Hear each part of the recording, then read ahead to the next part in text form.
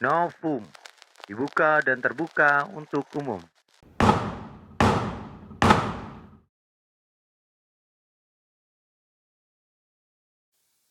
Assalamualaikum warahmatullahi wabarakatuh. Kembali lagi di Novum, narasi obrolan valid untuk mahasiswa.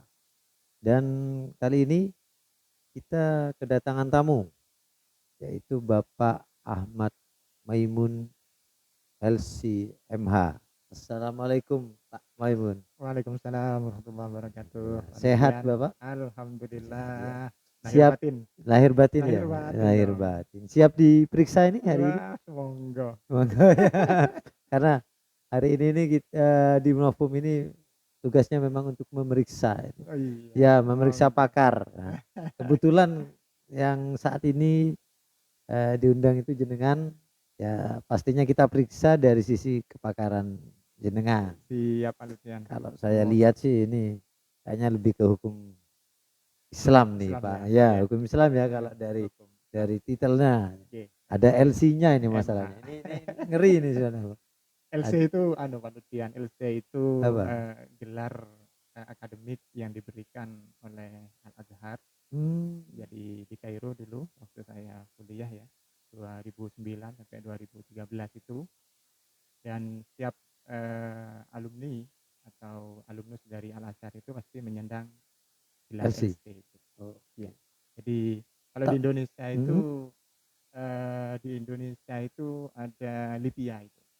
Di Libya Libya itu juga apa namanya mengeluarkan gelar LC itu LC. Oh, jadi Libya. bisa di Indonesia juga Bisa, ada gelar LC gitu ya? bisa di Libya Oh, belum di tentu Jakarta. dari luar negeri ya? Belum tentu dari Di luar di negeri. Kairo itu belum tentu dari Belum Kairo ya? tentu alumni Timur Tengah, belum Oh, tentu. belum tentu Karena alumni di Indonesia ya. ada Oh, gitu. nah, Saya pikir LC itu harus dari Timur Tengah enggak, gitu ya. Oke, dari oke. Indonesia juga bisa. Tahun berapa Pak Maman di LC? Saya di Al Azhar itu masuk tahun 2009. Kemudian 4 tahun saya menyelesaikan studi S1 itu selesai tahun 2013. Fokus di apa itu? Fokus di syariah Islamiyah. Jadi saya fakultas syariah Islamiyah. Oke, Jadi saya concernnya itu belajar hukum Islam pada waktu itu. konsennya di memang Hukum. hukum Okay. Islam ya. Oke. Untuk S2 saya itu magister hukum keluarga Islam Pak di UIN Malang Oh, jadi tahun 2000. S2-nya Iya hukum S2-nya tahun keluarga. 2016 selesai tahun 2018. Oh, 2 tahun. Wah, hebat sekali. Iya biasa lah itu standar lah. Iya Bukan kelas-kelas standar lah. standar gitu. Hebat lah itu 2 tahun untuk menyelesaikan S2 itu ya. Siap. Wah, cocok. Nah, kebetulan nih. Jadi jenengan memang fokus saat studinya itu di hukum Islam. Mm-hmm. Nah, saat ini kita ingin membahas itu terkait masalah hukum pidana Islam. Pembinaan Islam Wah, ya. masuk dong itu ya, Pak ya. Iya masuk Pak. Masuk itu sangat masuk. Masuk. Jadi kan banyak nih kalau hukum pidana banyaklah orang tahu. Oke. Ya, tapi kan kita enggak tahu dengan Hukum ya pidana hukum Islam ya. pidana Islam. Hukum Oke. pidana oke lah secara umum banyak itu Oke. masalah hukum publik.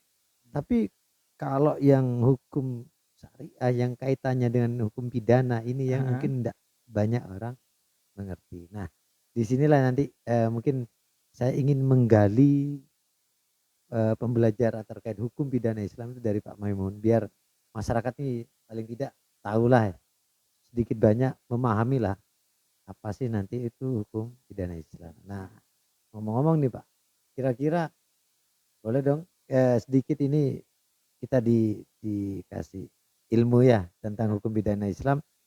Nah, definisinya sih sebenarnya apa sih kalau kalau menurut Pak Maimun hukum pidana Islam? Kalau secara positif saya mungkin bisa memahami.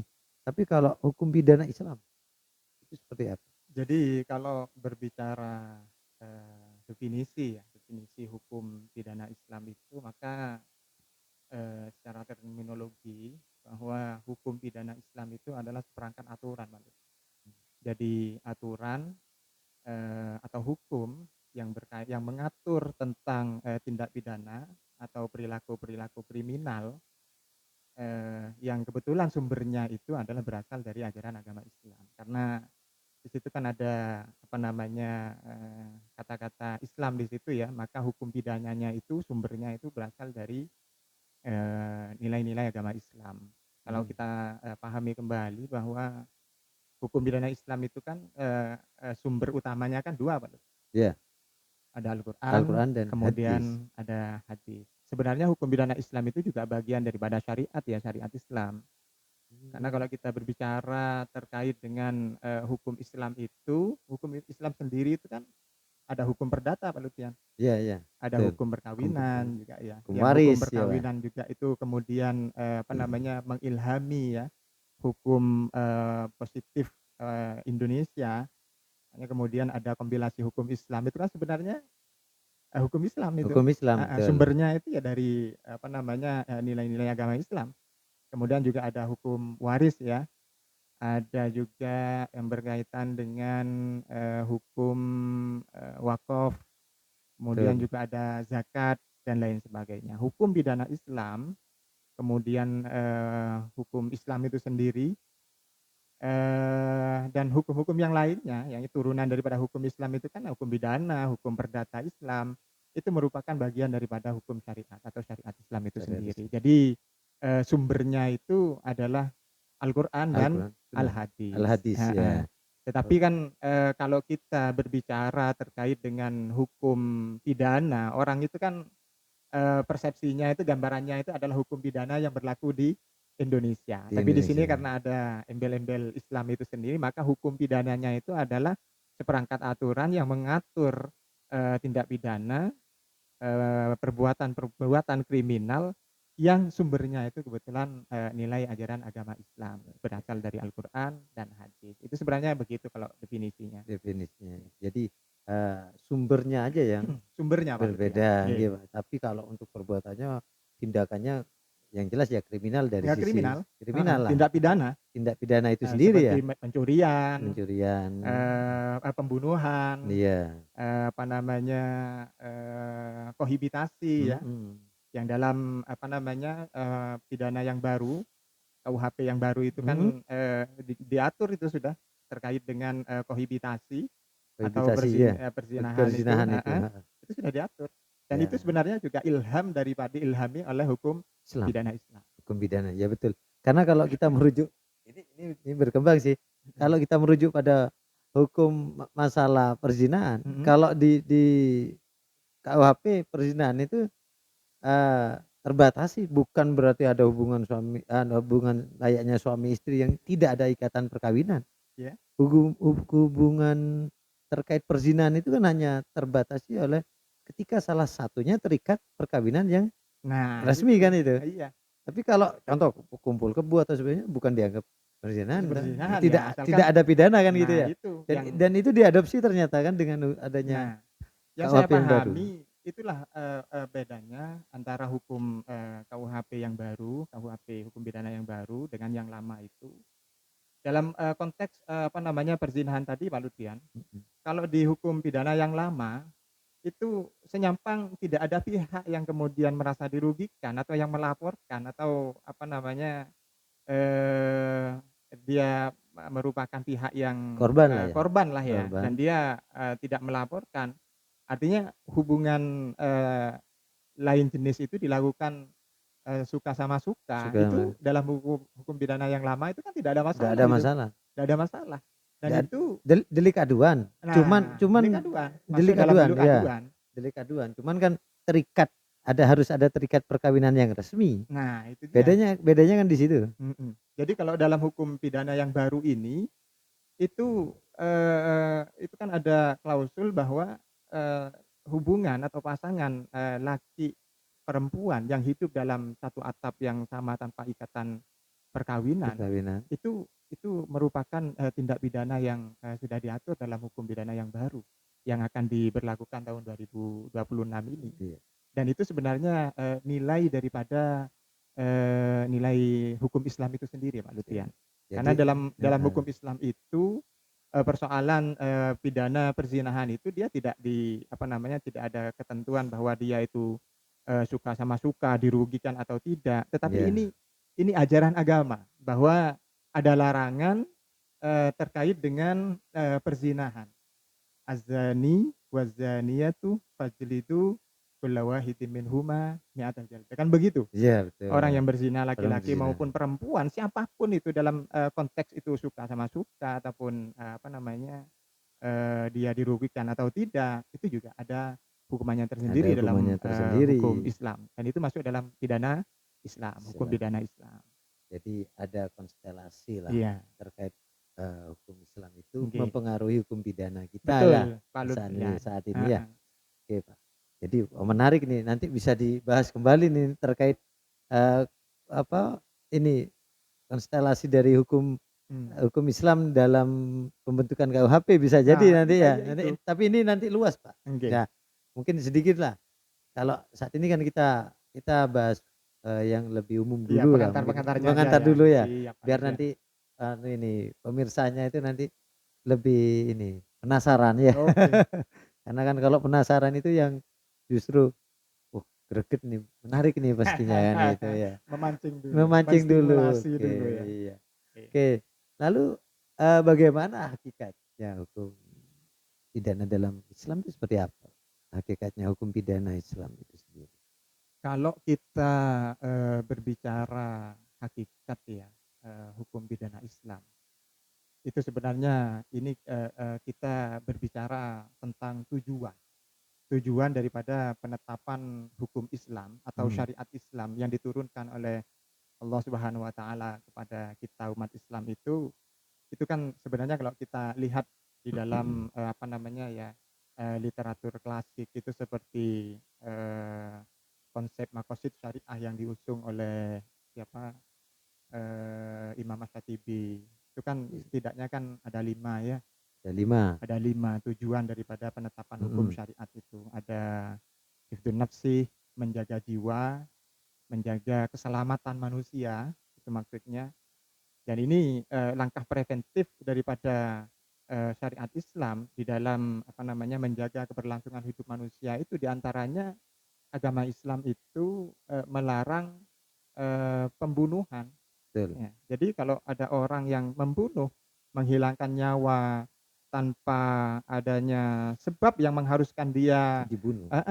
membunuh gitu, Membunuh. maka itu dianggap sebagai hukuman kisos itu nanti sanksinya sanksi kisos. Artinya apa? Dia kalau membunuh dia juga harus dibunuh. Sanksi kisos itu kan sanksi kesetaraan. Iya. Jadi kenapa kok ada sanksi kisos seperti itu? Karena agama Islam itu kan apa namanya sifatnya kan preventif, bukan hanya represif ya. Hukum Tapi pidana preventif Islam juga, tapi preventif iya, juga. preventif. Agar orang yang apa namanya melaksanakan melihat memperhatikan pelaksanaan hukuman kisos itu dia merasa Iya. takut Pak Lutfi. Takut juga gitu ya. merasa takut, merasa apa namanya ya, dia karena takut dia tidak mau melakukan hal yang sama. Sehingga dengan benar-benar takut ya Pak ya. benar-benar takut Pak Lut. Beneran Coba takut itu panjenengan lihat di negara-negara Arab itu yang melaksanakan hukum pidana Islam itu ya, hukum kisos itu ya. Di antaranya kan seperti Arab Saudi. Iya, pernah saya lihat itu videonya Iya, itu. seperti Arab Saudi, Afghanistan, Sudan, Iran itu juga melaksanakan dan itu dipertontonkan. Pelaksanaannya itu secara teknis itu dipertontonkan ke khalayak umum agar semua orang itu menyaksikan dan merasakan betapa ya memang ngeri ya. Kalau kita berbicara terkait sanksi pidana di dalam hukum pidana Islam itu ngeri. Tetapi tujuannya itu adalah agar orang lain yang memperhatikan itu dia tidak melakukan hal yang sama. Sifat tujuan preventifnya langkah preventif itu yang digunakan. Bukan untuk merendahkan ya Pak ya, bukan kan gitu. Bukan Pak Lut. Tujuannya ya agar yang lain ini loh hukumannya biar benar-benar bahwa ada efek jerahnya bukan kepada si pelaku saja kan gitu ya. Itu dia. Tapi kepada orang lain. Jadi kalau kita berbicara hakikat maka kita harus membicarakan tentang tujuan daripada hukum pidana. Yaitu yang pertama hifdzun nafsi itu tadi, menjaga keberlangsungan jiwa manusia. Menjaga jiwa manusia agar tidak mudah dibunuh dan lain sebagainya. Kemudian yang kedua dalam konsep maqasidus syariah itu kan ada 5. Yang kedua itu adalah hifdzuddin, menjaga jiwa. Hifdzuddin itu menjaga agama. Bagaimana keberlangsungan agama syariat-syariat itu masih tetap ditegakkan, bisa ditegakkan oleh umat Islam dan umat-umat yang lainnya tentunya. Hmm. Kenapa? Ya contoh ini, dalam, syariat, hukuman qisas, itu, tidak hanya dalam rangka untuk menjaga keberlangsungan hidup manusia, tetapi juga, agama, penetapan hukum qisas itu oleh agama bertujuan untuk bagaimana syariat Islam itu bisa ditegakkan fil Hmm. ardi ini, di muka bumi ini. Sehingga apa? Orang kalau sudah merasa aman, dia kan, melaksanakan ajaran agamanya kan nyaman Pak Juga Lutfian. nyaman juga, Enggih. iya. Kalau orang dia dibunuh secara otomatis kan dia berhenti untuk melaksanakan perintah-perintah agama. Iya, karena Makanya agamanya tidak melindungi itu kan, dianggap seperti itu akhirnya. nah itu dia. Ya, Makanya di dalam, ajaran agama Islam itu, dalam syariat Islam itu menghilangkan nyawa tanpa sebab itu faka'annama qatalan nasa jami'a. Jadi, dosanya itu sangat luar biasa luar sekali, biasa, bahkan betul. seakan-akan dosanya itu sama Sa seperti orang yang menghabisi nyawa manusia seluruhnya. Dari saking karena apa? Tujuannya besarnya itu tadi. dosanya. Heeh, karena dia tidak hanya menghilangkan, nyawa, tetapi juga dia, menghambat keberlangsungan nilai agama itu dilaksanakan. Itulah kemudian yang disebut dengan hududdin, menjaga Hidupin. keberlangsungan, nilai agama itu ditegakkan. Kemudian yang ketiga Pak Lutfian, ada tujuan, hifdzul aqli, menjaga akal. Akal. Jadi langkah preventif yang diambil oleh agama untuk menjaga akal, potensi akal sehat manusia itu adalah dengan cara bagaimana? Minuman khamr atau yang memabukkan atau Bukan. segala sesuatu yang memabukkan meskipun itu bukan minuman itu Iya, dilarang Pak Lutfian. dilarang. Iya. Kenapa? Karena potensi akal sehat ini kan luar biasa. Ya, Sementara kalau manusia hilang akal sehatnya itu kan bisa jadi perbuatannya ngawur Pak ngawur, Lutfian. betul. Jenengan, tahun baru kemarin pernah, menyaksikan ya, saya pernah dikirimi video, Mhm. itu di rel kereta api daerah Al-Huda itu kan ada pemuda yang 3 orang Iya, mabuk itu loh Pak Lutfian mabuk, ya, iya yang betul. satunya mabuk berat, kemudian yang satunya itu kan masih, setengah sadar Setengah-setengah, heeh, iya. yang 2 itu. Akhirnya yang mabuk berat ini kan, sampai nggak sadarkan diri dan dia tidur di Di rel rel kereta kereta api, api. akhirnya Naudzubillah Pak Lutfian. ya Kenapa ditabrak, kok seperti itu? Karena potensi akal sehat sudah hilang, hilang. sehingga apa, nyawa pun juga tidak tertolong. Gara-gara apa, ya itu tadi, mabuk-mabukan itu tadi. Makanya segala bentuk yang memabukkan dalam hukum Islam itu ya dilarang Pak Lutfian. Dilarang, termasuk Bah cinta yang memabukkan nah itu itu dilarang. dia saya ingin mengatakan itu tadi. Makanya kalau cinta pada seseorang atau Jangan kita senang, iya, suka sama jangan sesuatu itu jangan berlebihan berlebihan ya, lah. biar ndak mabuk itu ya. Iya, jangan berlebihan. Ya biasa-biasa saja Biasa lah. aja lah, iya. Kita ngefan pada, paslon 1, 2, 3 Oh biasa, biasa-biasa iya. aja. Jangan dibawa Iya, emosi ya. jangan dibawa 1, emosi 2, 3 bener. biar saya suka Iya, ketiga, ya kenapa kamu oke. sibuk nomor 2 kan gitu Yang ya. jelas masing-masing orang yang Masing-masing ngefan itu orang punya alasan punya sendirilah, alasan punya sendiri-sendiri gitu. standarnya, pilihannya sendiri-sendiri. Yang Nggak usah penting terlalu fanatik, Nek. iya, jangan Pokoknya terlalu kalau memabukkan. fanatik itu berarti dia cintanya berlebihan Pak Lutfian dan oleh Berlebihan, agama betul. itu dilarang Pak Lutfian. Dilarang ya? Iya, karena potensinya nanti akan jelek Pak Lutfian. Iya betul betul. Saling mencaci, Betul. iya kalau mencaci yang dicaci itu diterima, kalau nggak terima Enggak nanti ya terima bales-balesan nanti iya, caci-cacian. caci-cacian Wah itu. ini nggak ketemu ini Itu nanti ini. justru malah membikin dosa lagi dah ya. Nah itu dia kenapa kok Betul, berlebihan terlalu itu di dalam, segala sesuatunya itu dilarang. Karena potensi akal sehat nanti akan tertutupi gara-gara itu. Yang keempat Pak Lutfian, Iya, tujuan agama itu selain hifdzun nafsi, hifdzuddin, hifdzul aqli, kemudian juga ada hifdzun nasli, hifdzun menjaga naslih, keturunan ya. Pak Lutfian. Jadi agama itu tidak hanya dia sebagai hukum yang represif, yang mengatur, mengembalikan suasana pada keadaan semula, tetapi juga ada langkah preventifnya untuk menjaga keberlangsungan keturunan ini Pak Lutfian. Tentunya Oke, keturunan yang sah. ya.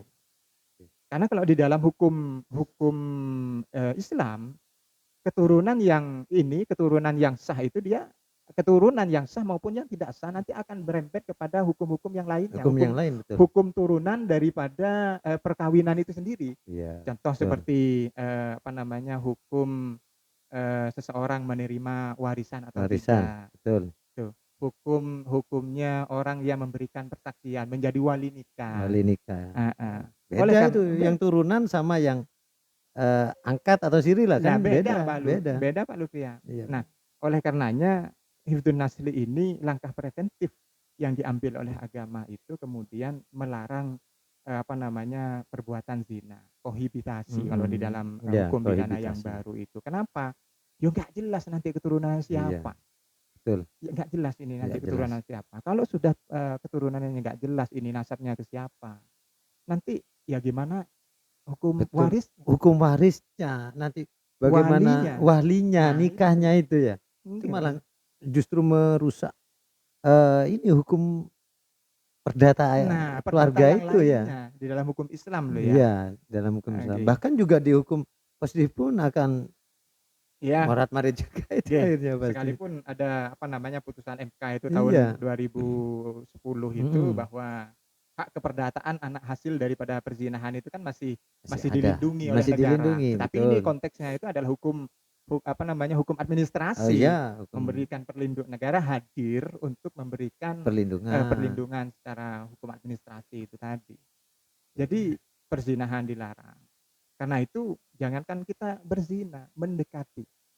Wala taqrabuz zina. Wala taqrabuz zina. Itu Kan kan memang mendekati, wong mendekati aja enggak mendekati boleh itu gitu ya. kan langkah preventif Pak Lutfi ya. Iya. Biar nggak nyebur, maka sesuatu perbuatan yang mengantarkan kita kepleset itu dilarang oleh agama.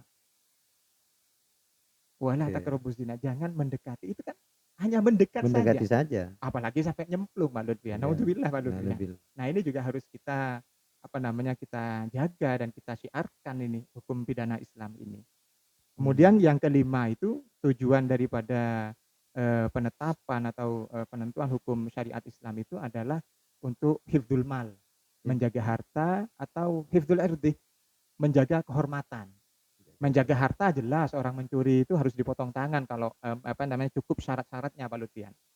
Kemudian hifdzul irdi, menjaga martabat orang itu dilarang dalam hukum pidana Islam, dilarang qadzaf, dilarang menuduh orang tanpa bukti.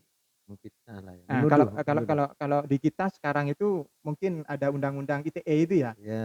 Yang hoax itu ya, menyebarkan berita bohong yang kemudian berita itu justru menjatuhkan martabat manusia, itu dilarang semuanya. Jadi hakikat daripada hukum pidana Islam itu dalam hemat saya adalah untuk memenuhi kelima tujuan syariat itu, menjaga keberlangsungan hidup manusia, menjaga agama, menjaga akal sehat kita. Bahkan kalau akal nggak sehat nggak bisa melaksanakan sholat Pak Lutfi. Nggak bisa, memang nggak boleh. Nggak boleh, karena nggak sah sholatnya, karena syarat sahnya sholat itu kan harus berakal sehat. Nah, kalau akalnya nggak sehat kan nggak bisa. Kemudian yang keempat itu untuk menjaga keturunan. Langkah preventifnya perzinahan atau mendekati perzinahan kita dilarang. Kemudian yang kelima itu adalah untuk menjaga martabat manusia, harkat martabatnya, kehormatan, kemudian juga menjaga hifdzul mal, menjaga harta benda kita. Iya. Itu hakikatnya di situ untuk mewujudkan 5 tujuan dari hukum ya.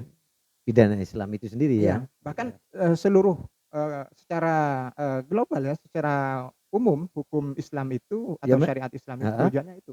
Tujuannya ya 5 itu sebenarnya. Tujuannya dan kalau kita memfokuskan kepada hukum pidana Islam ya tujuannya di situ juga kan itu. Di situ juga.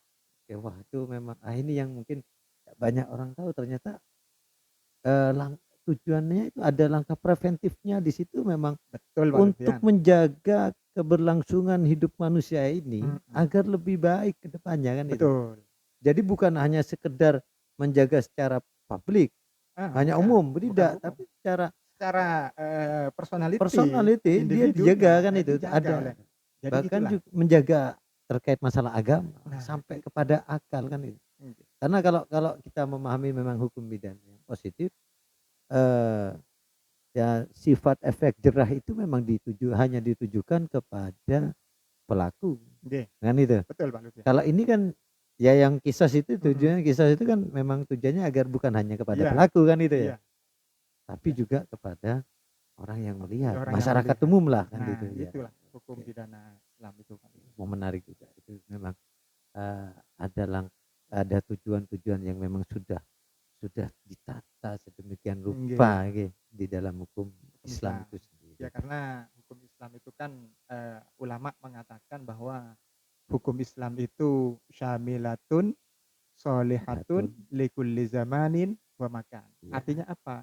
Syariat Islam itu adalah nilai-nilai yang universal, universal, ya, ya, nilai-nilai yang universal tidak yang termakan zaman, nah, selalu dia dinamis dengan dinamis perkembangan berkembang, manusia. betul. Syamilatun itu artinya komprehensif.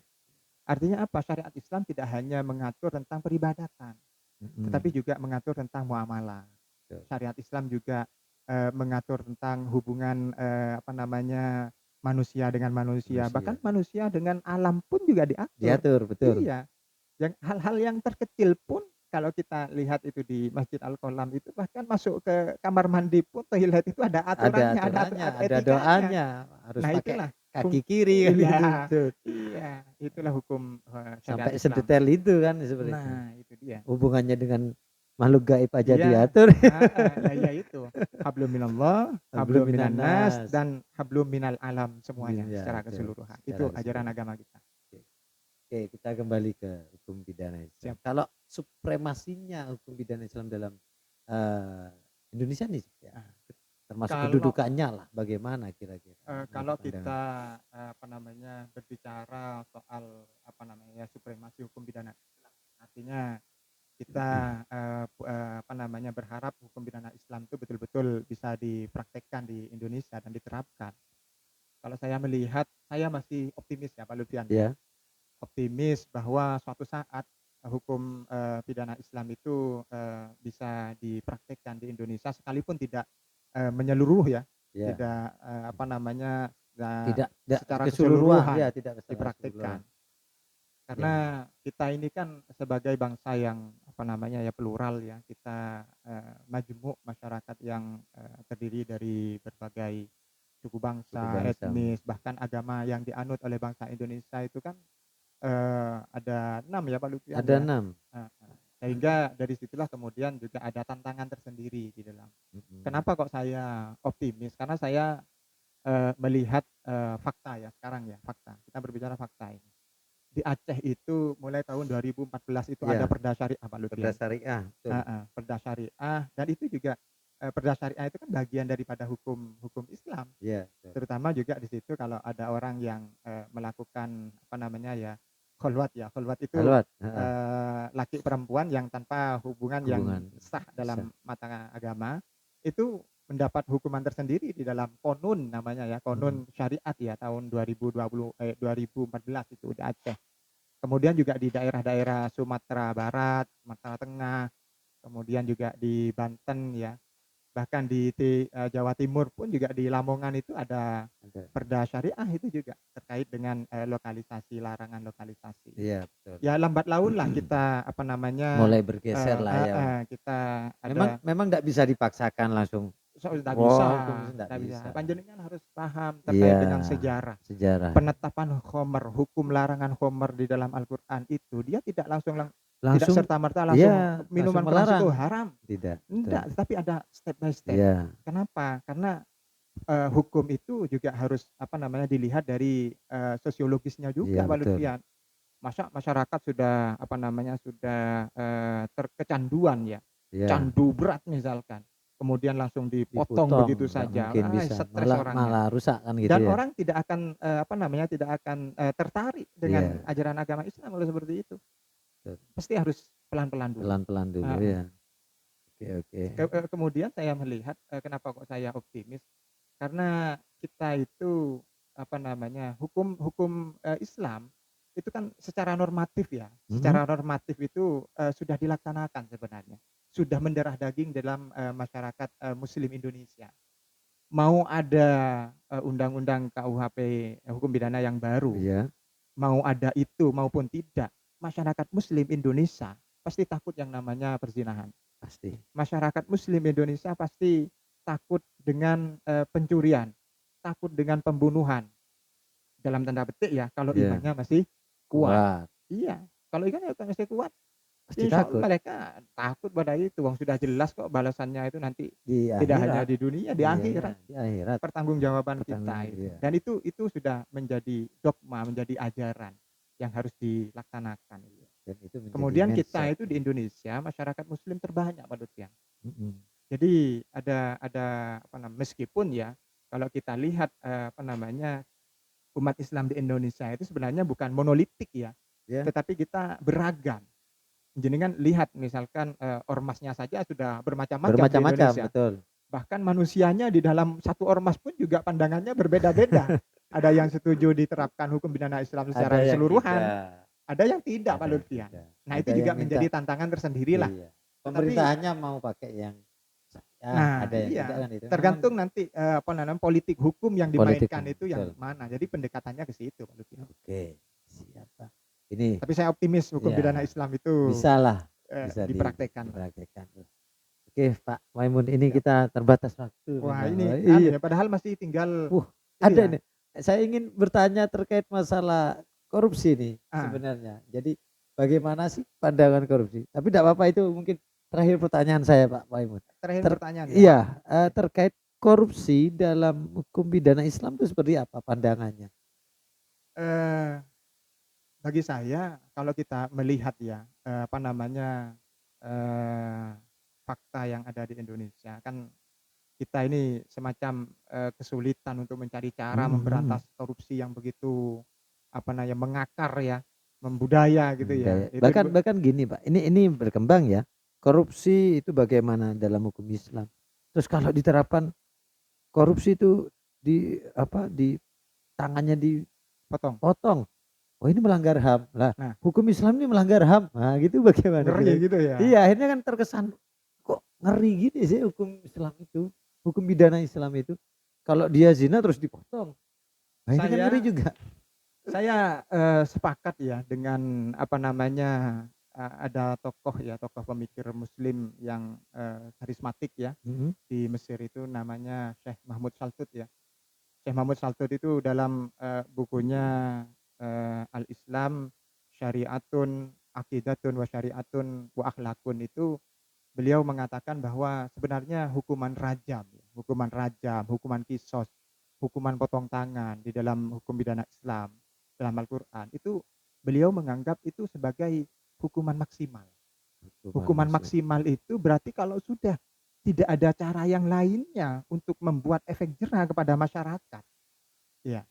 Oh, dihukum seperti ini tetap masih ada tindak pidana Tidak korupsi. benar Dihukum korupsi. seperti ini, maka setidaknya kalau kita memahami bahwa hukum potong tangan itu adalah hukuman maksimal, kita berarti harus menaikkan grade-nya sedikit dari hukuman atau sanksi pidana yang Ya, diberlakukan di Indonesia.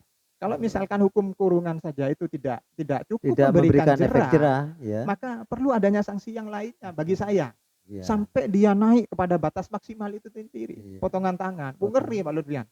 Kalau kita melihat orang korupsi potong dipotong tangan, tangan. itu kan ngeri. Memang seakan-akan orang itu memang benar kalau Melanggar HAM mengatakan ya, bahwa itu dianggap melanggar melanggar HAM. ya. Urusan tangan itu kan pemberian Allah Ta'ala Iya. ini. Dan itu harus dijaga. Tapi Oh, kan aturan itu di pemberian Allah Subhanahu wa taala juga nah itu kan, dia. yang harus Nah, dilaksanakan. harta itu juga pemberian Allah Pemberian semua, Ta'ala iya. dan harus dilindungi oleh Dilindungi, kita. betul. Harta Coba. orang lain itu juga Nggih. pemberian yang juga kita punya hak untuk melindungi, punya kewajiban untuk Nah melindungi itu kan dia, itu. sama-sama hak kewajiban. Tetapi nggak Iya. bisa kemudian hak itu kemudian dibenturkan dengan hak yang HAM, lainnya, nggak nggak bisa. bisa. Cuman persoalannya sekarang ada atau enggak peraturan itu di dalam hukum Indonesia? Iya, Kan nggak ada. nggak Hukum ada. pidana Islam itu kan ya dogma untuk sementara menjadi dogma kita. Iya Makanya betul. kalau kita berbicara korupsi bagi saya kalau saya melihat hukum pidana Islam itu dalam konteks ya, kacamata hukum pidana Islam mungkin perlu menaikkan grade daripada hukuman. Entah dengan hukuman penjara, kemudian hartanya kemudian Di disita misalkan. sudah. Itu kan sudah diwacanakan sama Ya. DPR. Ya enggak tahu kenapa enggak sukses-sukses ya, enggak berhasil Jadi gitu ya. jadi menaikkan grade Grade sanksi sanksinya. pidananya. Kalau dalam hukum pidana Islam ya dinaikkan, kalau Iya, awalnya cuman dikurung, besok nggih, dipotong aja dia kalau nggih. melakukan lagi kan gitu ya. Tapi kita harus, apa namanya, evaluasi dulu Iya. pelaksanaan hukum di Indonesia itu sebenarnya yang membuat, tidak efektif, hukuman itu apa. Apakah, Iya. hukumannya, apakah hukumnya, legal substannya, atau, Atau aparatnya. mentalnya, Pak, Nah, mental atau memang sudah iya, mentalnya iya itu seperti dia. itu. Kalau Kalau seperti itu angel. susah, karena kalau sudah mentalnya sudah mental, pecundang ya, Iya, mental pencuri betul. ya, ndak bisa sudah mau pakai hukuman apa kan gitu. Ya sudah bisa Saya Mas. saya teringat ini, eee, kenapa Indonesia itu tidak maju-maju, salah satu tokoh ini waktu itu yang nyampaikan, karena kalau Korea Utara takut sama Korea Selatan kan gitu. Heeh, Kayak yang di Indonesia, takut ya Mas? Tuhan aja gak ditakuti kan gitu ya. Apalagi cuman Apalagi hukum hukumnya yang dibuat orang, manusia dibuat begitu manusia. ya? Lawang Tuhannya aja gak ditakuti. Iya, Terus produknya, eee, hukum Islamnya, apalagi hukum Islamnya, Tuhan sudah nggak iya ditakuti kok. produknya, apa, Produknya Tuhan Tuhan sudah kita, ya, ini menciptakan Al-Qur'an, kita, itu nggak nggak ditakuti takut. kok, iya, tidak Iya, ditakuti apalagi produknya manusia, ya apalah itu. iya, Itu ya. Oke iya, mungkin Pak Maimun, siap, mungkin itu dulu, perbincangan kita itu sudah siap, sangat memberikan pemahaman bagi kita, bagi masyarakat iya, luas terkait masalah ini loh, hukum hukum, pidana Islam itu sendiri yang sebenarnya yang nggak pas dianggap melanggar HAM, karena di dalam hukum pidana Islam itu memang ada langkah preventif iya, ya, yang betul, memang itu menjadi sebuah tujuan utamanya kan gitu ya Pak ya. tujuan utama daripada syariat Islam. Ya, tujuan utama dari Siap, syariat Islam. Oke Pak Maimun. Oke mungkin nanti bisa kita lanjut lagi di pertemuan lain oke, waktu nggih. ini masih sedikit ini, Ini masih sedikit nanti bisa direkembang. bisa Oke. dikembangkan lagi. Oke kalau gitu Pak Maimun terima kasih banyak atas waktunya. Sehat Oke, selalu, selamat terima kasih, beristirahat. Mas Julian. Assalamualaikum warahmatullahi wabarakatuh. Waalaikumsalam warahmatullahi wabarakatuh. Oke, pemirsa, oleh Novum kali ini telah usai dan tetap ya, agar konten ini tetap berkembang, maka ya Yudis Labers ini harus tetap like, subscribe, dan jangan lupa tekan loncengnya. Terima kasih. Saya Heri. Wassalamualaikum warahmatullahi wabarakatuh.